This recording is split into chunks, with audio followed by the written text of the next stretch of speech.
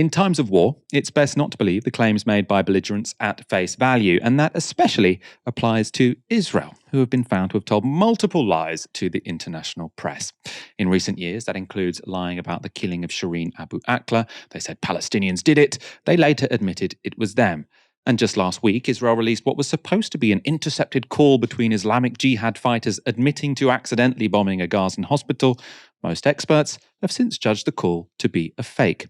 And the credulity-stretching claims just keep coming from Israeli politicians. Take a look at this exclusive on Sky News. The president of Israel has told Sky News that some of the Hamas fighters who carried out the October the 7th attack were carrying instructions on how to make chemical weapons. Isaac Herzog says Israeli forces discovered the material on the body of dead fighters in Kibbutz Be'eri, where many residents were killed or kidnapped. The documents, complete with diagrams, were shown to our Middle East correspondent Alistair Bunkle in an exclusive interview. Sky News is unable to independently verify those claims. Well, President Herzog also said in the interview that much or most of Gaza is functioning. We should say that we have blurred a page which shows bomb-making ingredients. This is material which was found on the body of one of those sadistic villains. It's Al-Qaeda material, official Al-Qaeda material. We're dealing with ISIS, Al-Qaeda, and Hamas. This is what we're dealing with. And in this material, there were instructions how to produce chemical weapons. It speaks about arson, and it speaks about various chemicals that come out and produce chemical weapons. Simple as that. Now, obviously, what the Israeli president is saying there could be true. We don't know. But is it really plausible that Hamas fighters would be going around with a manual with Al-Qaeda scrawled across it in big capital letters, by the way, in English? No, just go around Al-Qaeda. Why? I also think the day of an attack seems a little bit late in the day for a Hamas fighter to be going through chemical weapons recipes. Was the idea they'd be sifting through the cleaning products in the cupboard under sinks of homes they'd raided, hoping to concoct something that explodes? To me, it doesn't pass the smell test.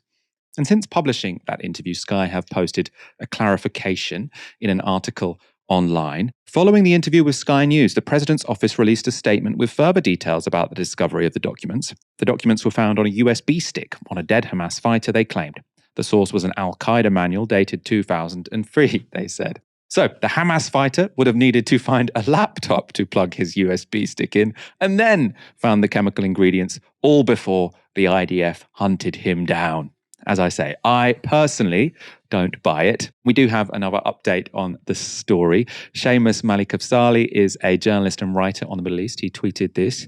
Update. I found the document Herzog is holding. It's not a chemical weapons manual. It's an amateurly published biography of a World Trade Center bomber, Ramzi Youssef. It contains no instructions, only mentions of Youssef's early plan to use chemicals. It isn't classified or secret. It's a PDF. For one, I'm not really sure if it is the case that sort of militants generally go into war situations sort of loaded with USB sticks. But even if it was, it's not exactly surprising that there might be, some militant fighters in Hamas who take some inspiration from other militant Islamic organizations. Right? It doesn't show a connection between the two of them. It shows that one person downloaded, I think, a self-published biography that didn't contain any instructions as to how to actually make chemical weapons. But what's going on here, I think, seems to be very clearly, the Israelis, despite the fact that atrocities have undoubtedly taken place, it's not enough for them. One, they want us to think that Hamas are ISIS. And two, I think the chemical weapons thing is to say, this is a sort of weapons of mass destruction story. Hamas isn't just a threat to Israelis, it's a threat to the world because they might, look under some sinks and get some bleach and make a chemical weapon. Ash, what do you think is going on here? I think that this has been a consistent tactic of the Israeli state, which is you flood the zone with shit, in the words of Steve Bannon. And what you do is you sow the maximum amount of confusion in order to shore up support from Western countries and delegitimize those who are criticizing you. And I think that it's something which is almost reflexive for the Israeli government at this point. I mean, it's something that we saw in the aftermath of the Anglican bombing. Now, I agree that there has to be more independent verification, has to be an ICC investigation. I think that the forensic architecture account is plausible, but completely agree with them when they say that this needs much more in-depth investigation. But regardless of where you stand over who did what is undeniable is that in the immediate aftermath of the Anglican bombing, the Anglican hospital bombing, Israel comes out with a load of manufactured, falsified nonsense. So, first is the tweet alleging that it was a misfired rocket, but attaching to that tweet video, which appears to be from 2021, then claiming that it found the smoking gun, an audio recording from an intercepted mobile phone conversation between two Hamas fighters, which, when analyzed by independent experts by Channel 4, suggests that it is not a legitimate audio recording. These are two stereo tracks which have been recorded separately.